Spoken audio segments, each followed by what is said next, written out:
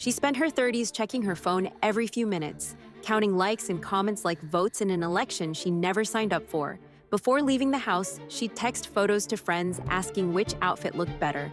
Major decisions went straight to her mother first. Every choice became a performance for an invisible audience that was never quite satisfied. The exhaustion crept in slowly. She realized she'd been living like an actor who forgot the show was supposed to end. One Tuesday morning, she chose a dress without photographing it, made coffee without posting it, decided on a weekend trip without calling anyone for approval. The silence felt strange at first, then peaceful.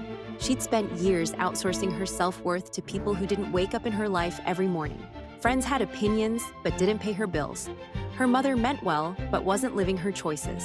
The addiction to external validation had turned her into a prisoner of perpetual performance.